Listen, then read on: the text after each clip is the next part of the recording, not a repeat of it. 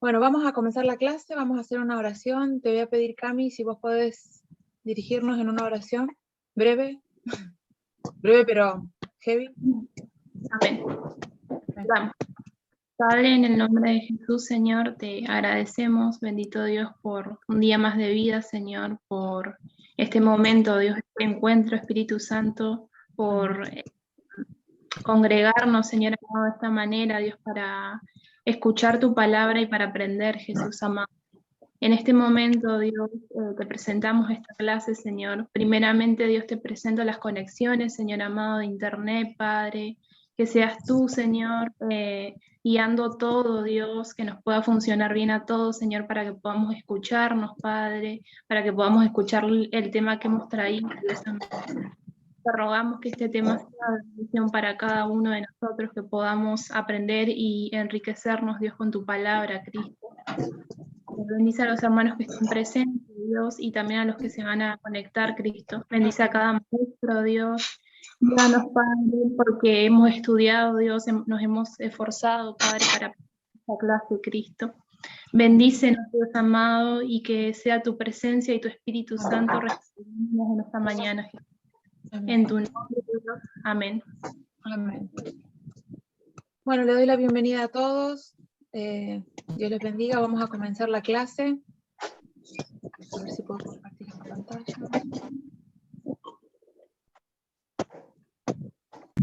Bueno.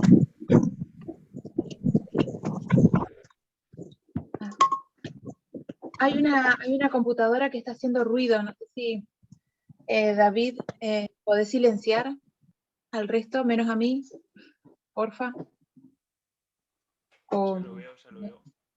Ah, dale.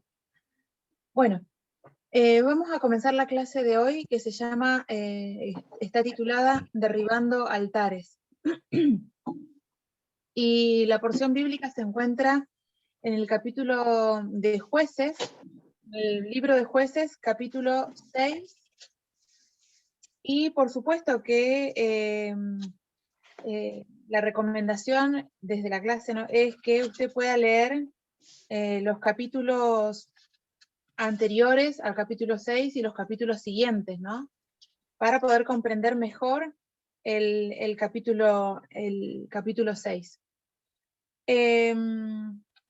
Acá nos encontramos con un personaje en la palabra de Dios que se llama Gedeón, y que Dios lo llama, ¿no? El contexto del pueblo es el mismo que contó el hermano Ricardo en la clase anterior, y que se encuentra resumido en el versículo 1 del capítulo 6. Los hijos de Israel hicieron lo malo ante los ojos de Jehová, y Jehová los entregó en manos de Madián por 7 años.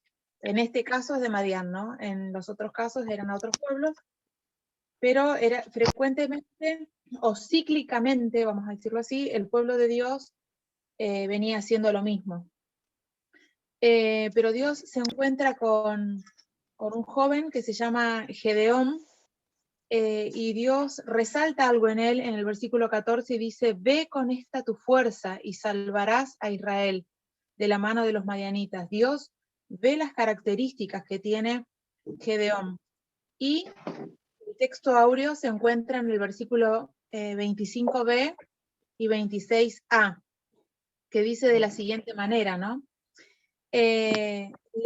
Aconteció que la misma noche le dijo Jehová, y ahí vamos a la parte de: derriba el altar de Baal que tu padre tiene, y corta también la imagen de acera que está junto a él.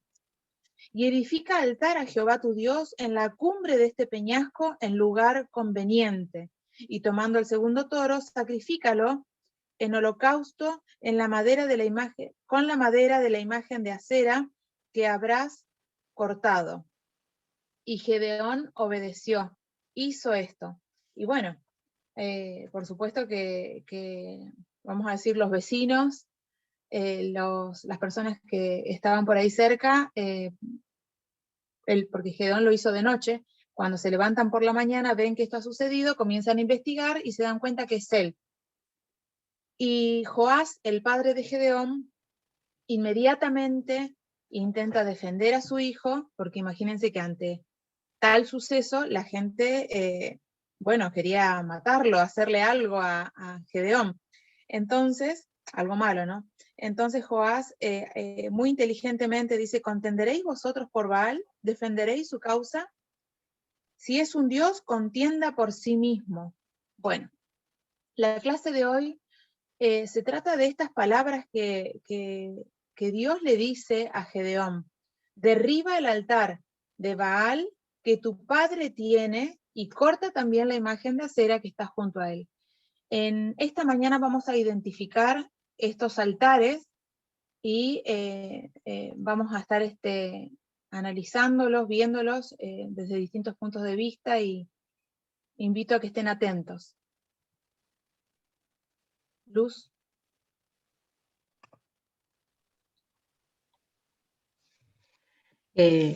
Vamos a continuar con la clase, como decía la hermana Muri, ¿sí? Altares de nuestra época.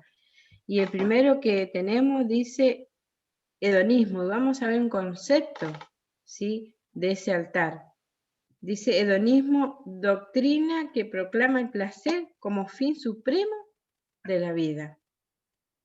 El propósito de la fe cristiana es hacernos sentir bien. Las iglesias compiten entre sí para ver cuáles de ellas le dan más gozo a sus miembros, ¿sí? Lamentablemente eso está sucediendo en estos tiempos, ¿sí? Esos son uno de los altares. El segundo es el secularismo, ¿sí? El segundo. ¿Me escuchan? Sí, hermana. Sí, perfectamente. Hola. Perfectamente.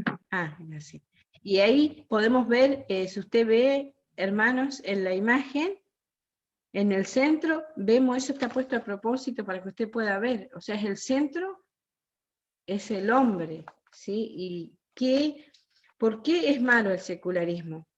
El secularismo afecta la vida de la fe, golpea a la familia, debilita al cristiano en la lucha contra el mal, elimina el concepto de pecado, promueve una concepción light, algo liviano del mismo. Para ellos no existe el pecado, ¿sí? O no es algo malo. Y el pecado, ellos no conocen, no aceptan el pecado mortal que enfrenta el hombre con Dios, ¿sí? El tercero. ¿Qué nos dice el tercero? Dice, es el humanismo. ¿Sí? ¿Qué nos dice el Señor con respecto? ¿Qué piensa, sí, el humanismo del cristianismo? Dice, la doctrina enfatiza la importancia del poder personal, proponiendo que la verdad de Dios también dice que es proponiendo que es la voluntad de Dios que su pueblo sea bendecido. Ellos en todo momento quieren ser bendecidos, ¿sí? Y se interpreta que la expiación, la reconciliación con Dios incluye el alivio de la enfermedad, de la pobreza, y se considera una maldición, y que eso se debe derrotar, dice, por la fe. Eso dice el humanismo, ¿sí? También vamos a ver la prosperidad, ¿sí? Perdón, ahí me equivoqué, humanismo, leímos donismo, secularismo, y el humanismo dice, elimina el concepto del pecado del hombre y promueve que realmente el ser humano no peca. Para ello, la Biblia, por ejemplo, dice el pecado es algo malo, para ello no es, ¿sí? Entonces, por eso que afecta tanto a la humanidad estos conceptos, ¿sí? La prosperidad, ¿sí? La prosperidad para ellos es la bendición en todos los sentidos, ¿sí? También podemos ver otro concepto, el liberalismo, ¿sí? Es algo que le hace muy mal, ¿sí? a la iglesia evangélica, porque hay un concepto de liberalismo, es una doctrina liberalista, ¿sí? ¿Y qué dice esa doctrina liberalista? Dice dice que la vida del ser humano se permite absolutamente todo, ¿sí? Para ello el ser humano tiene que ser absolutamente libre, ¿sí? Para hacer lo que desee, practicar la religión o lo que la persona desee, ¿sí? Para ello la Biblia es el libro de inspiración, ¿sí? Es algo que no tiene importancia, no creen sobre todo en lo sobrenatural de la palabra de Dios, ¿sí? Ellos han sacado todo eso, solo confían en la bondad del hombre, para que el hombre pueda cambiar todos los problemas de este mundo, ¿sí? Ellos no creen en las doctrinas ni en los dogmas, por eso decíamos que son completamente liberales. No creen en el nacimiento de Jesús, ¿sí? No, ellos dicen que Jesús, religión dice que Jesús es casi Dios, ¿sí? Y se introduce, ¿sí? Ese movimiento en estos tiempos se ve mucho en los jóvenes, en los estudiantes, ¿sí? Ese movimiento se ha introducido también dentro de la iglesia evangélica. También ellos dicen que Jesús no resucitó, ¿sí? La teología liberal está basada en los pensamientos y razonamientos del ser humano, ¿sí? Ellos dicen que Dios no tiene poder para mandar a nadie al infierno. Ellos creen absolutamente que Dios es un Dios piadoso y que jamás va a castigar o va a adoctrinar a sus hijos. Y también vemos el feminismo.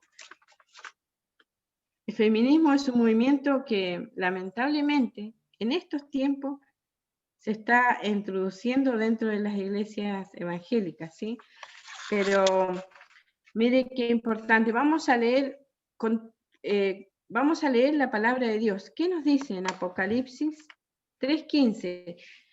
¿Qué nos dice la palabra con respecto de estos altares y de todo lo que hemos leído, que para el humanismo, para estas teologías solamente lo más importante es el hombre? Vamos a ver, ¿sí? ¿Qué nos dice Dios con respecto a estos pensamientos?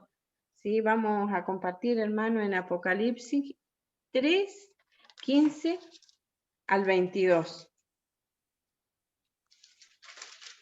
Dice, y conozco tus obras, que ni eres frío ni caliente, ojalá fuese frío o caliente, pero por cuanto eres tibio y no frío ni caliente, te vomitaré de mi boca, porque tú dices, yo soy rico y me he enriquecido, y de ninguna cosa tengo necesidad.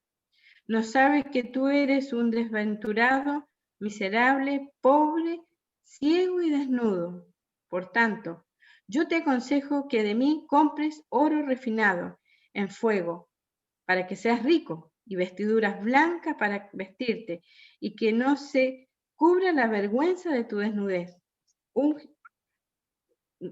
No se descubra la vergüenza de tu desnudez. Unge tus ojos con colirio para que veas. Yo reprendo y castigo a todos los que amo. Sé pues celoso y arrepiéntete. He aquí yo estoy a la puerta y llamo. Si alguno oye mi voz, abre la puerta, entraré a él y cenaré con él y él conmigo. El que venciere, le daré que se siente conmigo en mi trono, así como yo he vencido y me he sentado con mi Padre en su trono. El que tiene oído, oiga lo que el Espíritu dice a la iglesia. Amén. Amén. Continuamos con la clase. Amén. Bueno, ya vimos más o menos los altares, que de todo un poquito hay en la iglesia actual, ¿no? Y de lo que nos tenemos que guardar. Continuamos con la agenda globalista, que no es lo mismo que hablar de la globalización. La agenda globalista tiene ciertos propósitos, ¿no? Y vamos a destacar 3. Uno de ellos, la reducción de la población mundial, que la reducción de la población mundial, ¿cómo la introducen en el mundo, ¿no? Primero con la legalización del aborto, que ya por finales de los 70, principios de los 80, ya estaba aprobado en Europa Occidental, en algunas partes de Estados Unidos, y se calcula más o menos la muerte de 140 millones de bebés, ¿no? Actualmente esa cifra, al haber tantos países con el aborto legalizado, esa cifra habría que multiplicarla por 5 o por 6, más o menos. Dice que vos te desconectes o si no algo más yo te puedo... Carla, ¿podrías apagar tu micrófono por fin? Gracias. Y eso nos va a dar aproximadamente el número actual de abortos aproximados, ¿no? Seguramente hay muchos más. Otra forma de reducción de la población mundial para llevar a cabo este propósito, ¿no? Otro plan es legalizar la eutanasia, que en algunos países de Europa ya es legal. Cuando se habla de legalizar la eutanasia, estamos hablando de decidir por otro que muera. Entonces aquí entran ancianos de cualquier edad y bajo cualquier circunstancia, digamos, personas con discapacidad, personas desahuciadas, bueno, etc. Otro plan para reducir la población mundial es la homosexualidad, y también se impulsa para fines de esterilidad, ¿no? Si la homosexualidad fuera lo natural, una de las conclusiones a las que se llega es que el mundo no estaría hasta hoy vivo y con tantas personas. O sea, ya quizá no habría mundo. Pero justamente la homosexualidad se está promoviendo e impulsando justamente para estos fines, ¿no? El segundo punto, dentro del propósito de la agenda globalista, es lograr el control de la economía mundial. Para ello voy a mencionar dos cositas nada más. Una de ellas es el famoso calentamiento global, ¿no? Donde se culpa el accionar del hombre. Entonces se han formado leyes que permiten someter a las naciones para impedir el crecimiento económico de los países, justamente protegiendo esto del calentamiento global, que se piensa que es mucho más exageración que otra cosa. Justamente el plan, una de las cosas que se dice es que el plan es que los países no pueden formar industrias para el crecimiento de sus países, porque estas leyes prohíben o van a estar tipo regentes controlando ese tipo de iniciativas, pero el fin es económico, ¿sí? Lograr que los países no crezcan. Otra forma de control de la economía mundial es justamente el tema que está sucediendo con la pandemia. Están ofreciendo ayudas económicas por la pandemia. Esto es a nivel mundial también, nada más que por ahí se está en este momento promoviendo más en Europa, ya lo vamos a ver acá pronto, muy pronto, y es una ayuda económica por el COVID, porque justamente este encierro ha provocado que la economía de los países cayera. Entonces, la condición para aceptar este dinerillo, vamos a decirlo así, extra o necesario, bueno, la condición es, considerar no considerar en forma arbitraria, ¿no? Considerar bajo presión las leyes LGBT, por ejemplo, ¿no? Todas estas las que vimos antes para reducir la población mundial. El punto número 3 de la agenda globalista es una población sin identidad, ¿no? Una población que sea fácil de manipular. Cuando hablamos de población sin identidad, entonces se impulsa una gran promoción de inmigración descontrolada para provocar justamente la pérdida de identidad cultural, nacional, religiosa. Entonces, más o menos también desde los años 70 en Europa, la inmigración islámica y africana es notable. Esto lo que genera es esto, ¿no? El sincretismo entre nacionalidades, entre religiones, entre identidades, ¿no? Para ello también se impulsa el que no se valore ni se enseñe como antes el tema de los símbolos patrios, la identidad nacional, que tiene que ver con la identidad nacional, bueno, la escarapela, el himno nacional, ese tipo de actos, ¿no? Entonces fíjense que eso es notable en los países. ¿Pero por qué? porque haciendo esto, entonces, es una forma de discriminar al otro que convive con nosotros. ¿Quién es el otro? El inmigrante. Bueno, esto lleva a que la sociedad, la población, se convierta en un inmenso rebaño, ¿no? Cuando hablamos de un inmenso rebaño, estamos hablando de una población fácil de manipular. ¿Cuál es la meta, no? La meta es acabar justamente con esos tres obstáculos: las culturas nacionales, la familia y el cristianismo bíblico. Porque en el caso de la familia se opone justamente a uno de los puntos, y el cristianismo bíblico también. En cuanto al cristianismo bíblico, ¿cómo sería la forma de vencerlo como obstáculo, no? Y justamente promoviendo la agenda ecuménica. La agenda ecuménica es que, bueno, sí, está todo bien, vengan, somos todos amigos, está todo bien, no significa que somos enemigos de todos, pero promueve justamente esto de que está todo bien, vení, vamos a convivir como una sola religión. Por otro lado, infiltrar las editoriales dentro de, por ejemplo, sociedades bíblicas, no sé, librerías cristianas. Entonces, de esa manera se infiltran las editoriales que promueven todo este plan, digamos, estos propósitos de la agenda globalista. Una de ellas, voy a mencionar, que es la que más me resonó a mí en esta semana, que es la Biblia Isha, bueno, que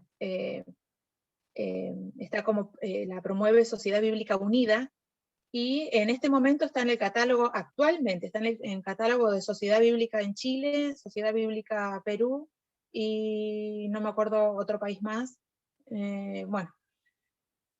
Y Sociedad Bíblica Argentina lo sacó de su catálogo. ¿Por qué? Porque es una Biblia feminista. Entonces acá vemos lo que la hermana mencionaba anteriormente, ¿no? El feminismo se introduce de esta manera en este tipo de Biblias, y la directora de este libro también es una señora que promueve justamente la ideología feminista. Los seminarios bíblicos también, evangélicos, también hay algunos que están promoviendo este tipo de agenda, al punto que algunos seminarios bíblicos dicen que el infierno ya no existe, ¿no? Entonces promueven otras cosas. Bueno, dentro de todo esto, dentro del plan, digamos, también está como una forma de pérdida de identidad, es el tema de construir el lenguaje para confundir, ¿no? Entonces se juega con las palabras. En vez de hablar de aborto, hablamos de interrupción voluntaria del embarazo, después hablamos de salud sexual y reproductiva, bueno. Y otro punto dentro del lenguaje sería las palabras mordazas, ¿no? Ya no se llama a las cosas como se ven, sino como la persona siente, y así la tenemos que llamar. Por lo tanto, ya no podemos denominar el pecado como pecado, porque correríamos el riesgo de ser censurados, de cometer un delito, de que nos cataloguen como retrógrados, inadaptados, etcétera, etcétera.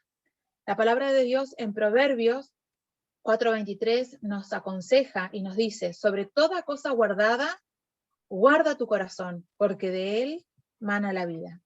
Seguimos. Con Connie.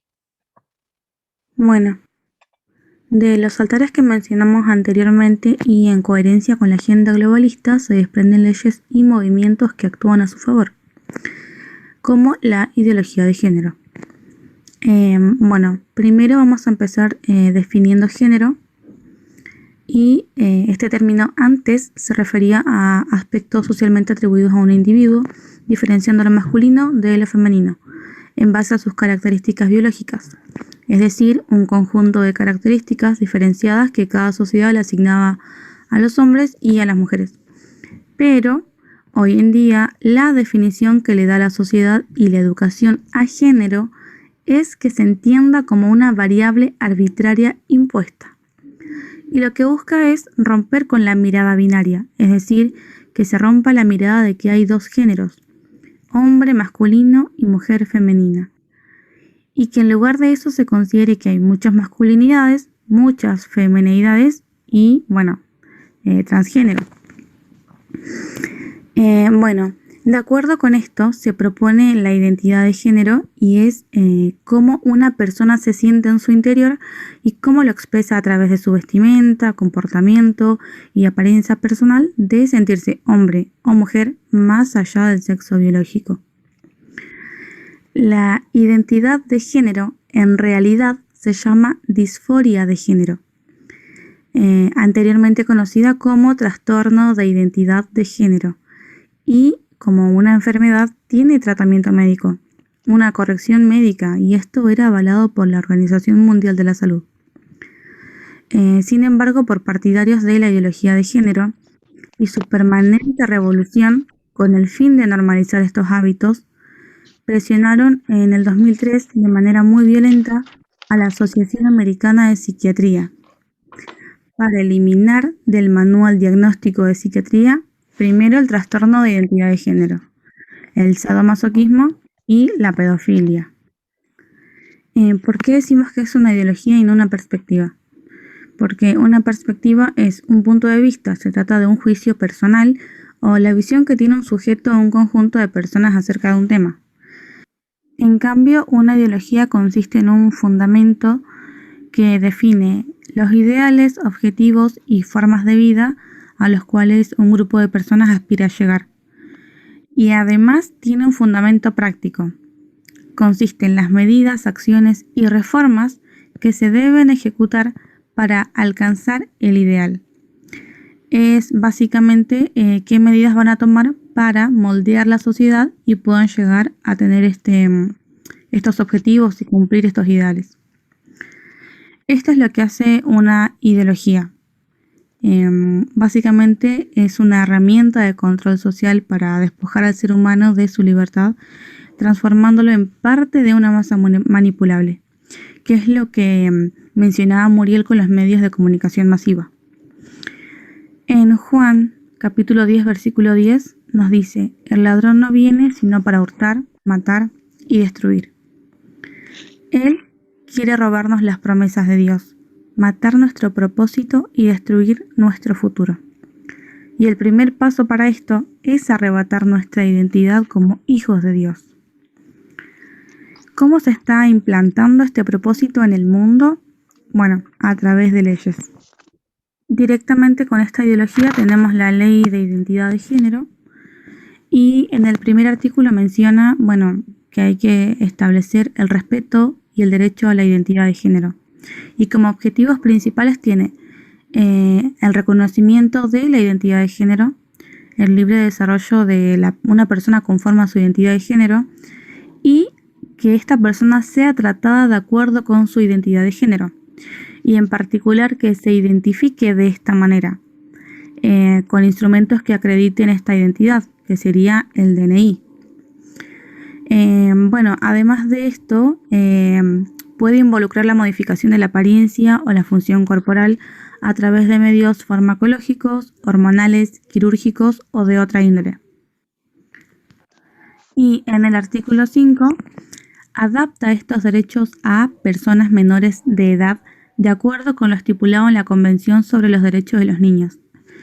Y se fundamenta también en la Ley de Protección Integral de los Derechos de Niñas, Niños y Adolescentes, quienes también están amparados para cambiarse el género, teniendo una capacidad progresiva y un interés superior. Y esto aparece textual: cuando por cualquier causa se niegue o sea imposible obtener el consentimiento de los representantes legales o padres del menor de edad, estos pueden recurrir a una vía sumarísima para que los jueces resuelvan procurando respetar al niño como sujeto propio de derecho.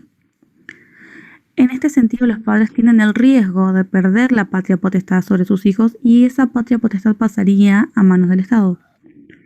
La peor consecuencia es que los padres no podrían reclamar porque es una ley y si no están de acuerdo en respetar esta manera en que sus hijos quieran seguir desarrollando sus derechos, ellos podrían perder la custodia. Hay que considerar que ya hay niños bajo la custodia del Estado en hogares de menores, que están disponibles para ser adoptados por familias aptas y capacitadas para ello, donde también se incluyen familias homoparentales, es decir, dos personas del mismo sexo justificadas por la ley mediante el matrimonio igualitario en una modificación que se hizo en el 2010 a la unión civil. Otra manera de imponer esta ideología de género es a través de la modificación de la ESI, que es la educación sexual integral, que rige desde el 2006 y comprende un conjunto de actividades pedagógicas destinadas a favorecer la salud sexual, integra aspectos físicos, emocionales, intelectuales y sociales, para promover el bienestar personal y social que se manifiesta de diferentes maneras en las distintas etapas de la vida. Básicamente promueve el respeto, la valoración de la comunicación y el amor como componentes centrales, la responsabilidad y el derecho a la intimidad. También hace énfasis en la no discriminación y el rechazo a todas las formas de abuso y violencia. Nosotros no estamos en contra de esta ley, más bien nos parece que es necesaria y los objetivos que persigue son importantes y saludables. Además, nos deja un marco amplio de acción para tratar estos temas. El problema es que esta ley actualmente no se promueve en muchas escuelas, no se cumple. Algunos las desconocen y como no establece obligatoriedad de tratar contenidos específicos con la ideología de género, se quiere modificar. Es por eso que junto con la ILE se proponía y se propone también una nueva ley de educación sexual integral que contemple los temas mencionados anteriormente y que ahora se agreguen para la enseñanza, el cambio de identidad de género y el aborto como un derecho que tienen las mujeres en caso de que no deseen ser madres. Es decir, por el momento no se obliga a ningún docente a compartir estos temas en una comunidad educativa, pero de aprobarse una nueva ley es lo que podría suceder. Bien, ¿por qué es importante saber todo esto?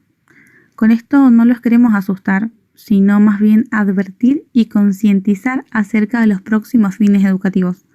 La educación también es una herramienta política que se transmite teniendo en cuenta los objetivos que persigue cada gobierno y Estado para formar a sus ciudadanos. Por eso la sociedad va cambiando y adaptándose, y no tiene estabilidad, porque es dependiente de los seres humanos que la conforman. Bajo estos términos, es muy fácil modificar la identidad de una persona. La sociedad es algo creado por el hombre, pero no lo que creó al hombre. Entonces, ¿por qué le damos la responsabilidad de decirnos quiénes somos? En Salmo 139, en versículo del 3 al 14, dice: Tú, Señor, diste forma a mis entrañas. Tú me formaste en el vientre de mi madre. Te alabo porque tus obras son formidables, porque todo lo que haces es maravilloso, y de esto estoy plenamente convencido. Amén. Dios nos creó. Nosotros somos obra de Él. Y debemos estar convencidos de esto, pero no es suficiente, sino que también debemos convencer de esto a nuestros niños. Por esto la invitación que hacemos hoy es que deje de ser tabú conversar de educación sexual en nuestras casas, porque si ese espacio queda vacío lo va a llenar la sociedad. Destinemos espacios de conversación con una mirada crítica y no negadora, porque estas son las cosas que están sucediendo en la sociedad y no nos podemos poner una venda en los ojos. ¿Qué podemos hacer? Bueno, para promover y valorar la identidad, yo pensaba, por ejemplo, una actividad para la escuela dominical, que un niño o una niña pasen y se sienten frente a un espejo. Mientras se observa a los maestros y compañeros, podemos decirle cualidades que Dios le dio y el valor que tiene para Dios y para nosotros. La idea es que ese niño se sienta aceptado, valorado, se sienta convencido que él es un propósito de Dios. Decirle que Dios ya lo conocía desde el vientre de su madre, que lo eligió, que es amado, y no está y nunca estará solo. Esas son algunas palabras que pueden llenar de a poco los corazones de los niños. Y además le podemos hablar que, como Dios es un Padre misericordioso y nos ama tanto, Él nos da estas reglas, leyes, para que nosotros nos cuidemos. Quiero terminar resaltando un versículo en Proverbios, capítulo 22, versículo 6, que dice: Instruye al niño en su camino, y aun cuando fuere viejo, no se apartará de él. Seguimos.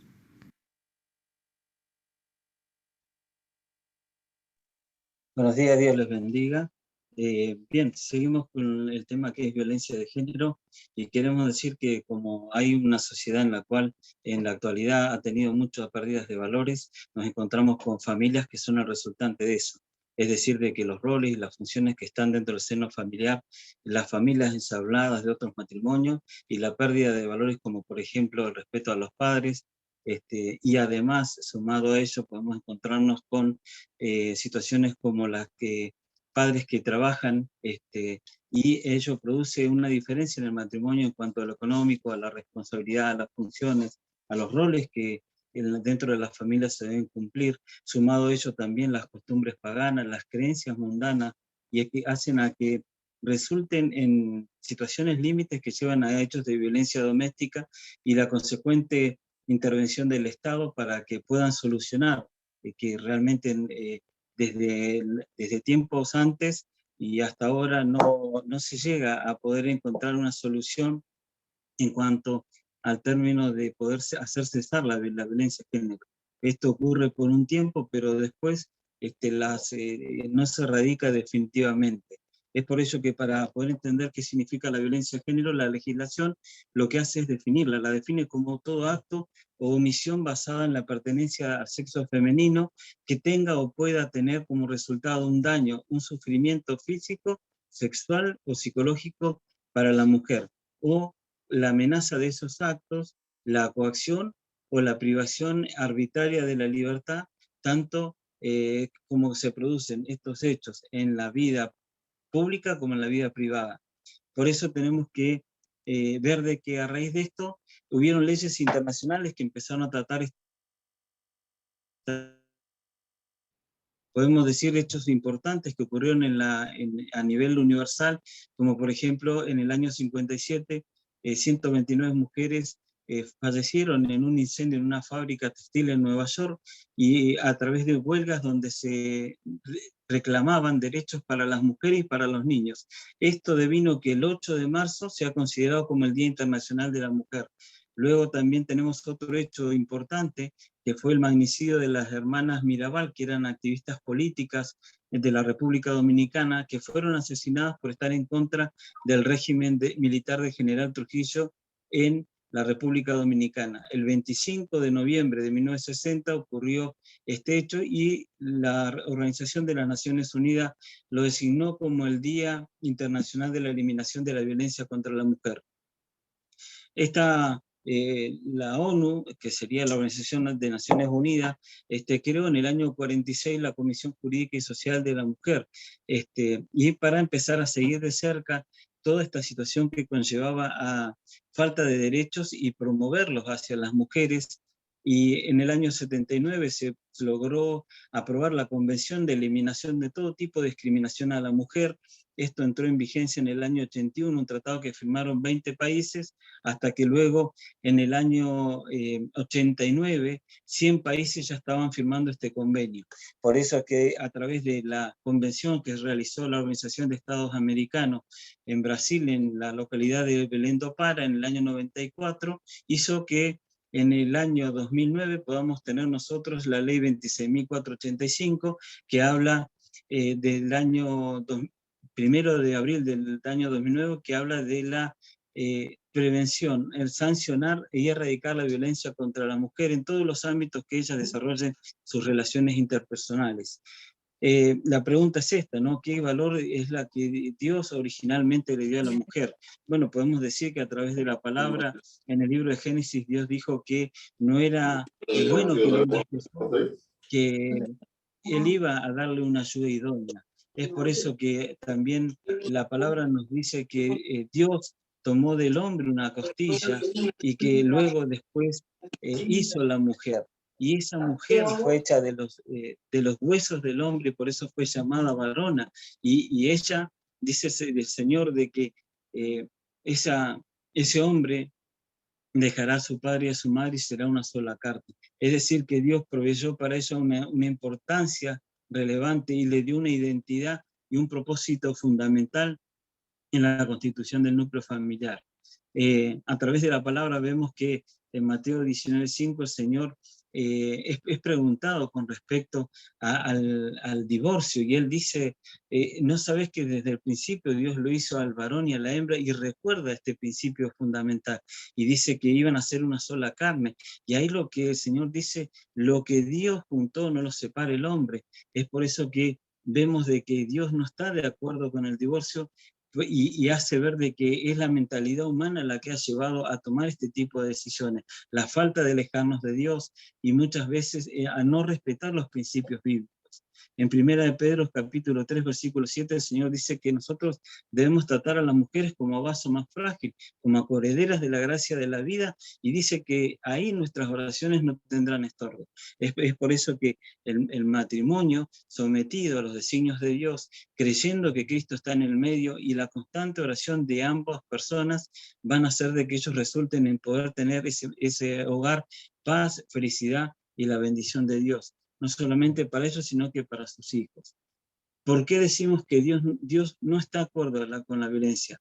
Nuestro Señor Jesucristo dice en la palabra, en el libro de Mateo, capítulo 5, en el versículo 21, dice, oíste que fue dicho a los antiguos que no matarás, y cualquiera que matare será culpable de juicio, dice el Señor. Y cualquiera, dice el Señor, dice, pero yo os digo, dice, que cualquiera que se enoje contra su hermano será culpable de juicio, y cualquiera que diga necio a su hermano será culpable ante el concilio, y cualquiera que le diga fato quedará expuesto, dice el Señor, al infierno de fuego. Es por eso Dios no está de acuerdo con la violencia. ¿Qué nos dice el Señor?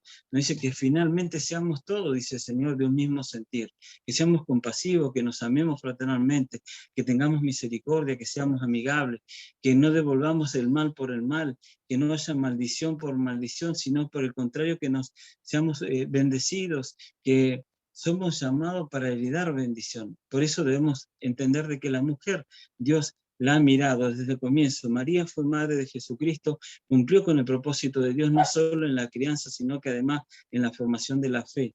María Magdalena fue una discípula, fue testigo presencial de la muerte y de la resurrección de nuestro Señor Jesucristo. Esther fue una reina que tuvo una intervención importante para salvar al pueblo de Dios. Ruth fue valiente y se convirtió en el linaje de Jesucristo, como también Débora, que fue una jueza y una profeta, y que en obediencia acompañó a Barak hacia la victoria. Dios tiene en gran estima a las mujeres y son usadas grandemente por Dios en sus propósitos. Por eso nosotros debemos bendecirlas y debemos ser parte del propósito de Dios que tiene con las mujeres. Seguimos con la clase. Amén. Bueno, continuando con la clase, como decía el pastor, existe una ley, ¿no?, contra la violencia de género, y esta es la ley 26.485. Y uno de los movimientos que luchó para que esta ley sea aprobada fue el movimiento feminista. Pero si nos preguntamos, ¿qué es el feminismo? El feminismo colectivamente es un movimiento que busca el principio de igualdad de derechos de la mujer y el hombre, así también un movimiento que lucha por la realización efectiva de todas las órdenes del feminismo.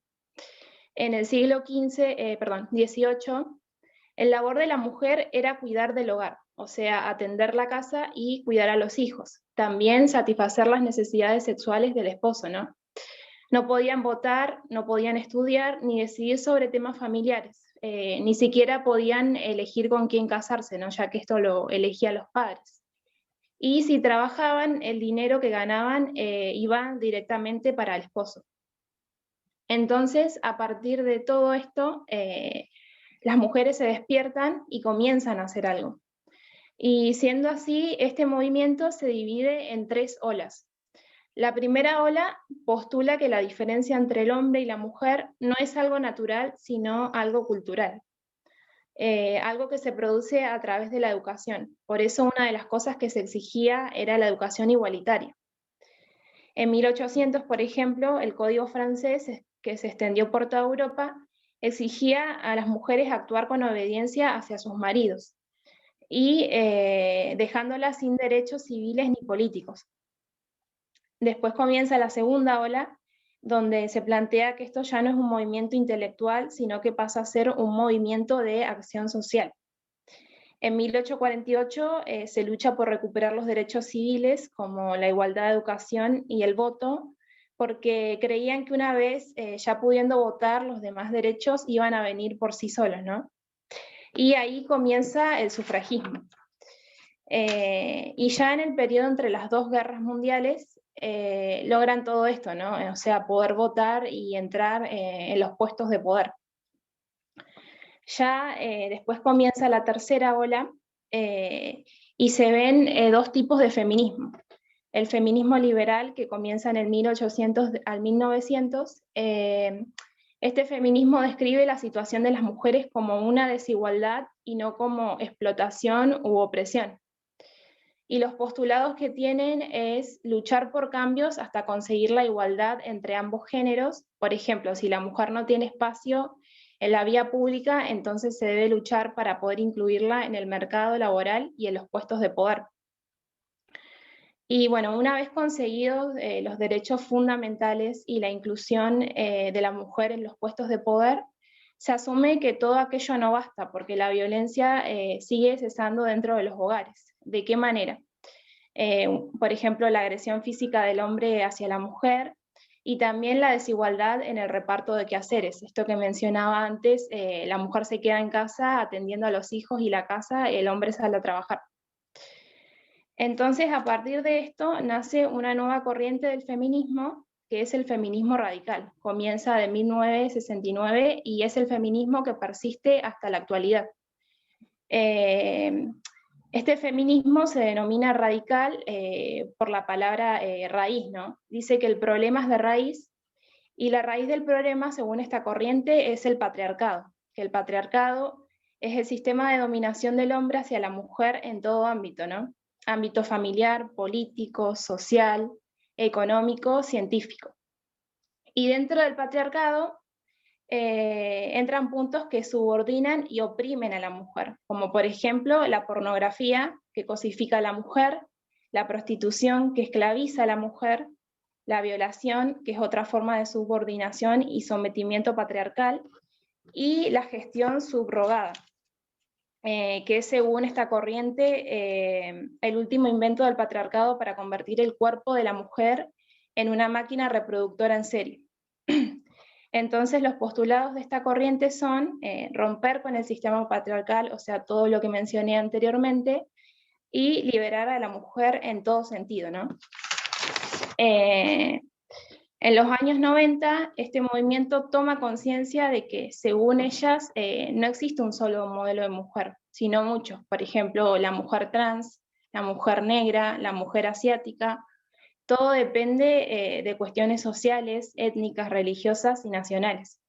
Entonces comienzan a aparecer distintos tipos de feminismos dependiendo de las necesidades de cada una. Y uno de los que nos interesa mencionar hoy es el movimiento queer, porque esta corriente va hacia la cuarta ola, ¿no? Según el feminismo se encuentra en la tercera ola, pero se viene una cuarta ola con nuevas ideologías y más movimientos. Bueno, ¿qué plantea este movimiento? Plantea que las personas deben vivir sin etiquetas, ya que queer es utilizado para designar a aquellas personas que no son heterosexuales o cisgénero. En realidad son aquellas personas que rechazan ser clasificadas por sus prácticas sexuales o su género. Quieren vivir sin que se las etiqueten y al no identificarse no limita su experiencia como persona. También de este tipo de feminismo, el feminismo radical, se desprenden otros puntos como son el movimiento Ni Una Menos, que es el que vemos hoy en día, que este movimiento surge en Argentina a mediados del 2015 como una expresión de parte de la sociedad, mayoritariamente mujeres, que repudiaban la violencia machista en su versión más extrema, que son los asesinatos de las mujeres en manos de los hombres. En otras palabras, es la protesta de la sociedad contra los femicidios. También la lucha por la legalización del aborto, como mencionó Muriel Iconi. Y otro tema que está puesto en mesa es la discusión de la separación de la Iglesia con el Estado. Como vemos, tristemente, acá en Argentina ya se legalizó el aborto, pero uno de los temas que se pone en discusión ahora es la separación de la Iglesia con el Estado o todo ente religioso, ¿no? Y bueno, las feministas quieren cuestionar esto bajo dos puntos. El primero es el matrimonio, o la frase hasta que la muerte los separe. Bajo esto, ellas cuestionan la idea y dicen que los matrimonios, bajo el mandato de Dios, no deben separarse y tienen que tolerarlo todo, incluso las relaciones violentas. Que no es importante el amor y el respeto entre la pareja, sino la unión eterna para la procreación. Otra de las cosas que cuestionan es que las feministas creen que la religión las quiere gestantes y serviles. Esto quiere decir que suponen que la religión considera que la mujer solo debe ser mujer, como mencionaba antes, las primeras épocas solamente deben atender a los hijos y atender el hogar, y las quiere madres, o sea, quiere obligarlas a que tengan hijos. Y dentro de esto último entra el lema mi cuerpo, mi decisión. Y bueno, interviene la lucha también por la legalización del aborto sin la intervención de la religión a esta decisión. Bueno, una vez ya mencionado todo esto, o sea, viendo qué piensan las feministas, nos preguntamos, ¿no? ¿Qué piensa y qué nos dice Dios acerca del feminismo? Como ya mencioné anteriormente, el feminismo ha reclamado que el vivir dentro del rol de esposa y madre ha sido opresivo, y por lo tanto la mujer debe ser liberada. También ha proclamado que al ser creadas iguales que el hombre, la jerarquía debe ser anulada. Por lo tanto, en la práctica, el hombre y la mujer pueden ejercer roles de liderazgo en el hogar y en la iglesia. Pero nuestro Señor Jesús nos dijo, conoceremos la verdad y la verdad nos hará libres. Y la verdad es Él. Él ha plasmado su voluntad a través de su palabra. Si queremos vivir en libertad, tenemos que vivir conforme al criterio pautado de nuestro Señor, ¿no? Y esto es lo que Dios ha dicho de Él mismo, y de nosotros y del mundo en que nos colocó. Entonces, las feministas dicen, la mujer fue relegada a un estatus de segunda clase, pero Dios dice en Génesis 1:27, creó pues Dios al hombre a imagen suya, a imagen de Dios lo creó, varón y hembra los creó. Y hay una verdad que se desprende de este versículo, ¿no? Es que hay dos seres de igual valor por ser creados a imagen de Dios. Y esos dos seres son el varón y la mujer. Bueno, en otras palabras, el hombre y la mujer son de igual valor, pero conforme al diseño de Dios tienen dos roles diferentes. Porque Dios diseñó que fuera un trabajo complementario de ambos, quisiera que su imagen se reflejara perfectamente. Por lo tanto, a la luz de esta verdad, la mujer no debe considerarse menos, aún así si los hombres la tratan de esa manera, ¿no? Porque su verdadero valor viene del Señor y no de los hombres. También las feministas dicen la jerarquía es opresiva, pero Dios diseñó que las mujeres estén sometidas a sus propios maridos como al Señor, porque el marido es cabeza de la mujer, así como Cristo es cabeza de la iglesia, siendo el mismo el salvador del cuerpo. Entonces, la jerarquía ayuda al orden y al buen funcionamiento de las tareas. Si la jerarquía resulta opresiva, no es un problema de diseño, o sea, no es un problema de Dios, sino un problema de carácter del que está liderando. Somos más libres como seres humanos cuando afirmamos la estructura que Dios ideó, porque Él nos creó. ¿Y quiénes somos nosotros para cuestionarlo? Para esto quiero invitarlos a leer Isaías 45, del versículo 9 al 12. Dice, «Ay del ser humano que lucha contra su creador. ¿Acaso discute la vasija con su hacedor? Disputa la arcilla con quien le da forma diciéndole, alto, te has equivocado. O exclama la vasija, qué torpe eres. Ay del recién nacido que les grita a su padre y a su madre, ¿por qué me han engendrado? No saben hacer bien nada». El Señor, el Santo de Israel, el Creador de Israel dice, ¿quién eres tú para darme órdenes respecto de la obra de mis manos? Yo hice la tierra y creé al ser humano en ella. Con mis propias manos extendí los cielos y ordené las incontables estrellas. Bueno, y por último, las feministas dicen, tengo derecho a hacer lo que quiera con mi cuerpo, mi decisión. Es decir, si quiero abortar, puedo hacerlo, o si quiero tener relaciones sexuales libertinas, también. Pero Dios en su palabra nos dice, con respecto al aborto, en Deuteronomio 27:25, maldito sea quien acepte soborno para matar al inocente, y todo el pueblo dirá amén. Y para terminar con esta parte, el Señor también, con respecto a nuestro cuerpo, en 1 Corintios 6:19, lo voy a leer en la versión actual, dice, ¿no se dan cuenta de que su cuerpo es el templo del Espíritu Santo, quien vive en ustedes y les fue dado por Dios? Ustedes no se pertenecen a sí mismos. ¿Seguimos? Amén. Y solo para terminar, vamos a ver algunas cuestiones que tienen que ver con cómo derribar estos altares. Primero, no temiendo al enemigo, Dios tiene el control, ¿no? Ni tampoco tener un ánimo de persecución, ¿no? Como que, ay, nos están persiguiendo con las ideologías, con esto, con aquello. No, no tengamos temor, hermanos, y Dios tiene el control de todo lo que está sucediendo, de la pandemia, de estas ideologías, etcétera, ¿no? Nuestro deber es proteger a nuestros hijos, sembrando en ellos. Cuando digo a nuestros hijos, también a los niños que llegan a nuestras iglesias, ¿no? Y a los hijos de nuestros hermanos, sembrando en ellos, incentivándolos a tener un encuentro con Dios, promoviendo tener un encuentro con Dios, hablando de lo grandioso que fue el encuentro con Dios nuestro y de los testimonios bíblicos que tenemos, confrontando la mentira con la verdad. Por ejemplo, es mi decisión, no sé, mi cuerpo es mío. Bueno, confrontar las mentiras con la verdad de la palabra de Dios, que claramente las hemos mencionado a lo largo de la clase con los versículos bíblicos claves, ¿no? La comunicación también es fundamental, la comunicación intrafamiliar para derribar estos altares, ¿no? Hablar dentro de la familia con la verdad, de acuerdo a las edades de nuestros hijos, ¿no? Confrontar las mentiras, no delegar las tareas nuestras como padres a la escuela, a los docentes, a veces a la iglesia, ¿no? Sino que nosotros reafirmar la identidad de nuestros niños en Cristo. La palabra de Dios dice, instruye al niño en mi camino. ¿Quién? Vos, tú, instruye al niño en el camino, ¿no? Cada devocional familiar, cada vez que nosotros oramos, que leemos la palabra, en cada reunión de Zoom, es un altar que levantamos a Dios. Por eso es necesario que nosotros, con esa responsabilidad, con esa intencionalidad, levantemos nuestros altares diariamente, ¿no? Y en estas instancias que les acabo de decir. También otra forma de derribar estos altares es seleccionando lo que vemos, lo que escuchamos.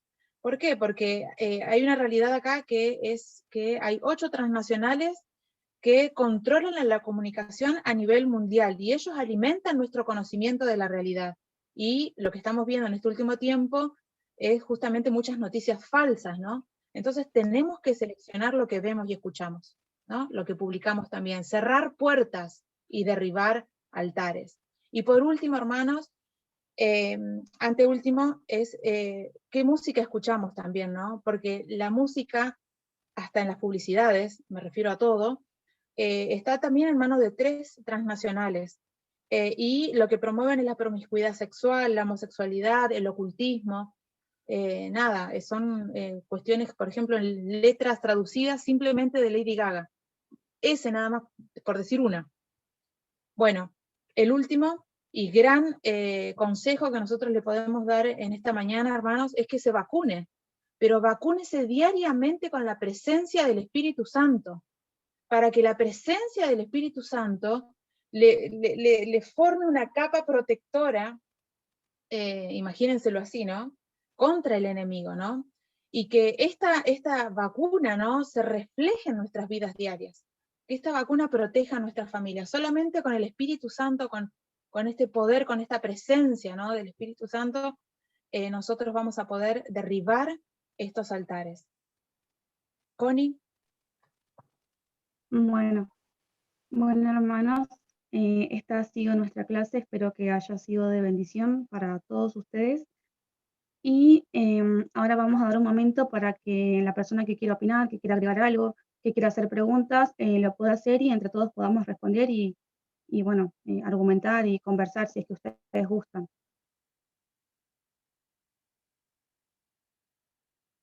Por ahí si hay algún tema que les llamó la atención o por ahí si no están de acuerdo con algo, este es el momento de expresarlo.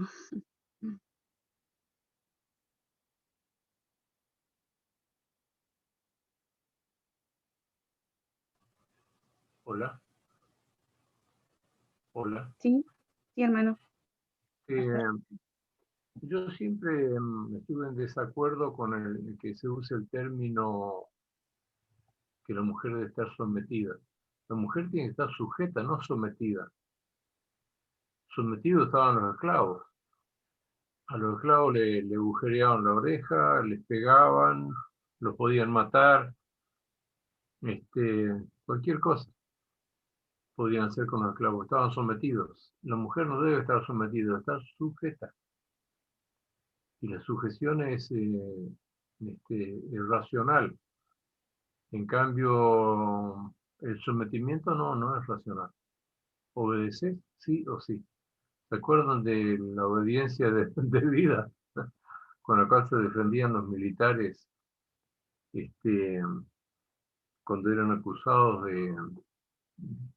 de matar gente, uso de autoridad y esas cosas? Bueno.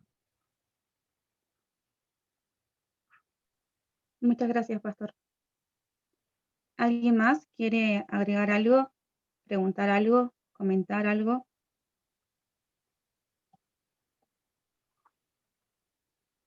Si no, entonces vamos a cerrar con una oración. Pastor Godoy, ¿nos quiere orar por nosotros? Amén. Dios amado, te damos gracias, Señor, en el nombre de Jesús, por esta oportunidad que tú nos das en esta mañana de poder compartir tu palabra. Gracias, Señor, porque nos has ministrado con tu Espíritu Santo para poder recibir de lo que tú nos has dado a través de tu bendita palabra.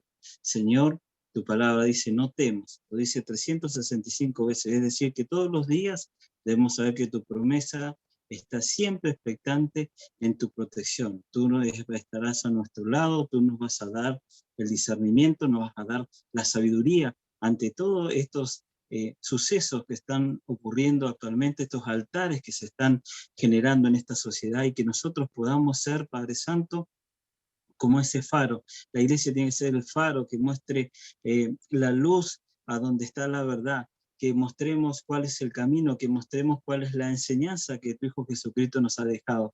También como Padre, Señor, nos des a nosotros ese espíritu que debemos tener de proteger a nuestros hijos, de poder incentivarlos día a día a que vayan a la palabra de Dios y que puedan conocer la verdad y que puedan enfrentar al Dios de la mentira, de esta sociedad que tiene pérdidas de valores constantes. Que tú nos ayudes, Señor, para que haya una fluidez en la comunicación, en la relación de la familia, de los matrimonios, para que no perdamos de vista lo más importante, que es tu Hijo Jesucristo, y la transformación que día a día nosotros hacemos como creyentes en la fe. Señor, ayúdanos para que en nuestros hogares hayan altares familiares, para que hayan devocionales, para que tu palabra, Señor, esté permanentemente en nuestra vida, en nuestra boca, y que podamos hacer de que, y poder, Señor, en valor todo lo que tú nos enseñas, y poder llevarlo en comparación a lo que esta sociedad nos está ofreciendo, a todo lo que el enemigo quiere tentar a nuestros hijos, como también las diferentes costumbres paganas que están llegando a la iglesia, Señor. Que podamos reprender al enemigo en todo momento, Señor. Que podamos tener una visión, Padre Santo, como la que tú tuviste, mi Dios, y que podamos ser parte del propósito que tú tienes para cada uno de mis hermanos. Te damos gracias, Señor. Como dijo mi hermana, poder cada día vacunarnos diariamente con la presencia de tu Espíritu Santo, que podamos reflejar eso en nuestras vidas. Te damos gracias, Señor, en el nombre de Jesús. Bendigo a cada uno de los hermanos que están en la pantalla escuchando, Señor. Bendigo a las familias, bendigo a los matrimonios. En el nombre de Jesús, te damos gracias, Señor. Nombre que sobre todo nombre. Amén y amén.